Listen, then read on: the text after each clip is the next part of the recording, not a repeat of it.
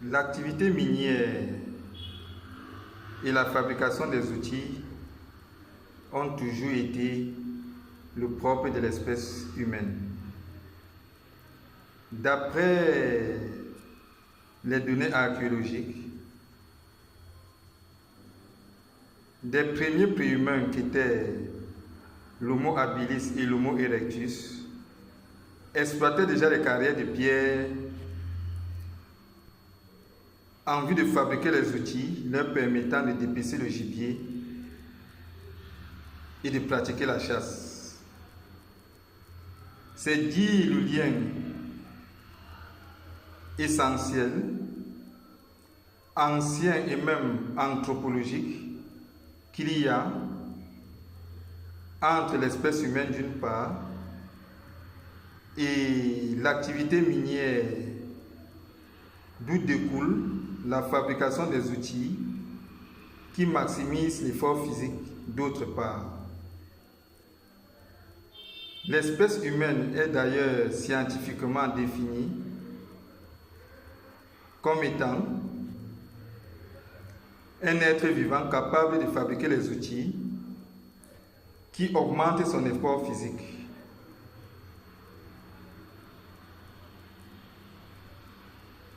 Aucune économie réellement souveraine ne saurait être sans s'appuyer sur la maîtrise technologique et industrielle des supports matériels permettant la satisfaction des besoins matériels et immatériels des populations. Pour s'informer, on a généralement besoin d'un téléviseur, d'un téléphone portable ou d'un ordinateur. Pour se mouvoir, on sollicite généralement un automobile. Pour préparer un repas, on a souvent besoin d'une vaisselle. Rares sont les besoins humains dont la satisfaction ne s'appuie sur un support matériel lié à l'activité minière. Ainsi, pour permettre l'essor de l'exploitation minière et de la production industrielle des outils manufacturés chez les États africains, il faudrait préalablement rappeler les conditions énergétiques d'une telle entreprise. Les États africains planifient souvent leur développement industriel, agricole, minier et manufacturier sur la base des énergies hydroélectriques. En effet, l'hydroélectricité est une source d'énergie limitée par des réalités climatiques et topographiques et ne pourrait efficacement satisfaire les besoins énergétiques de l'activité industrielle, agricole, minière ou manufacturière. Les pays industriellement développés dans le monde axent justement leur développement industriel sur les énergies fossiles et dans une moindre mesure nucléaire.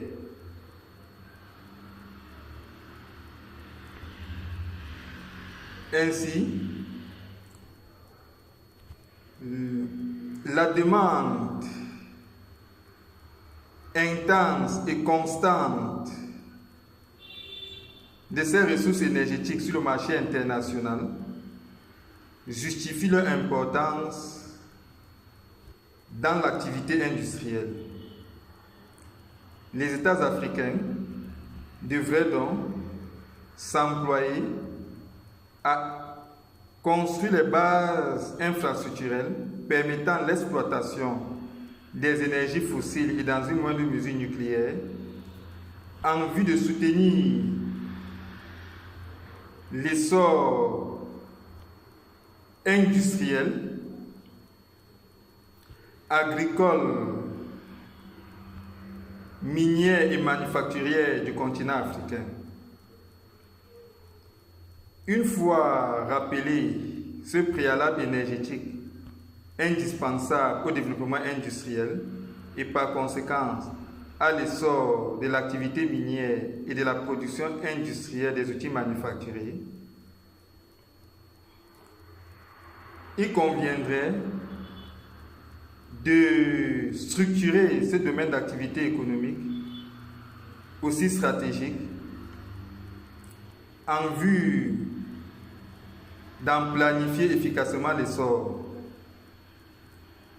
Si je devais m'aventurer dans cette entreprise de planification stratégique de l'activité minière et de la production industrielle des outils manufacturés, je commencerai par structurer ce domaine d'activité économique en 3 segments. Le premier serait l'exploitation minière et la production des métaux et matériaux variés selon les réalités géologiques et minières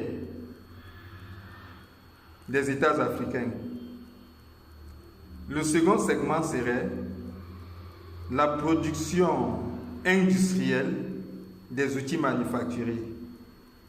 Et le troisième segment serait la distribution de ces outils manufacturés sur le marché national et si possible international. Pour être plus précis, comment pourrait être organisé chacun de ces segments de l'exploitation minière et de la production industrielle des outils manufacturés? Eh bien, le premier segment qui est l'exploitation minière et la production des métaux et autres matériaux variés relèverait de la responsabilité des autorités publiques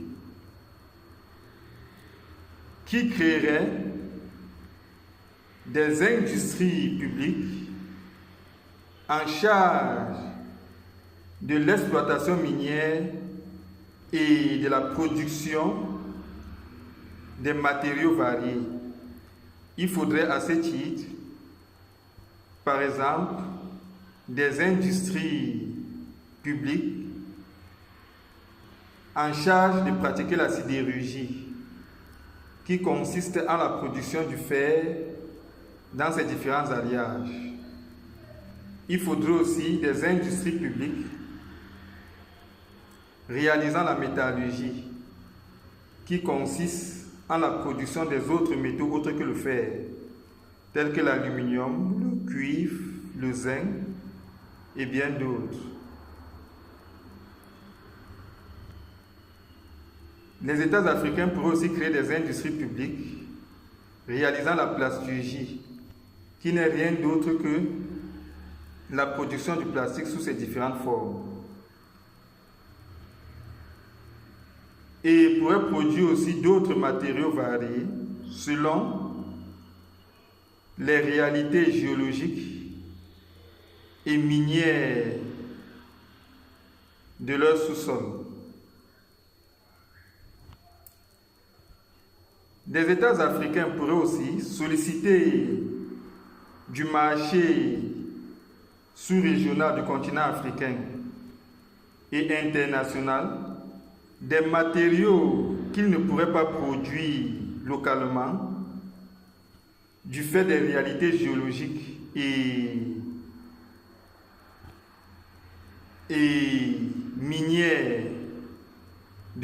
sol, en vue d'avoir en fin de compte une variété de matériaux permettant de soutenir efficacement l'activité industrielle manufacturière.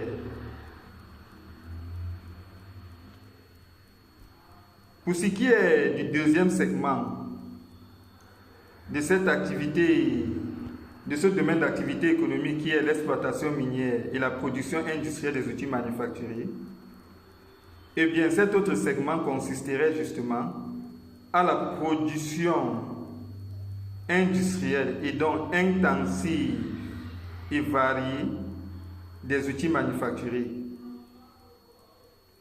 Cette entreprise relèverait cette fois de la responsabilité du secteur privé organisé en grandes firmes industrielles. Des grandes firmes industrielles privées nationales s'approvisionneraient donc auprès des entreprises publiques adaptées en matériaux divers permettant la production intensive et variée des outils manufacturiers sollicités sur le marché national et si possible international. Ces grandes firmes industrielles en charge de la production des outils manufacturiers élargiraient leur entreprise vers la production des outils et pièces de rechange permettant la maintenance des outils manufacturiers qu'elles auraient produits. Vu que les outils manufacturiers sont souvent faits de matière minérale et la matière minérale ne s'altère pas aussi facilement que la matière organique, l'activité économique raisonnable liée aux outils manufacturiers composés de matière minérale serait donc plus la maintenance des dits outils manufacturiers plus que le cycle répété de leur fabrication et de leur destruction en vue d'entretenir des industries dans ce domaine, tel qu'on le constate dans des pays industriels eurasiens. La distribution des outils manufacturiers sur le marché national et si possible international relèverait aussi de la responsabilité du secteur privé, mais cette fois organisée en petites et moyennes entreprises commerciales. Il faudrait donc promouvoir des petites et moyennes entreprises commerciales en charge de la distribution des outils manufacturiers provenant des grandes firmes industrielles sur le marché national et si possible international. L'activité économique de ces petites et moyennes entreprises commerciales en charge de la distribution des outils manufacturiers pourrait aussi s'étendre vers la maintenance de ces outils manufacturiers. Ainsi, ces petites et moyennes entreprises commerciales pourraient solliciter aussi du marché national des outils manufacturiers défectueux et en assurer la maintenance. Les outils et pièces de rechange permettant ainsi la maintenance de ces outils manufacturés provenant des grandes firmes industrielles qui auraient produit les 10 outils manufacturés. Assurant donc la maintenance de ces outils manufacturés, ces petites et moyennes entreprises commerciales pourraient les redistribuer de nouveau sur le marché national.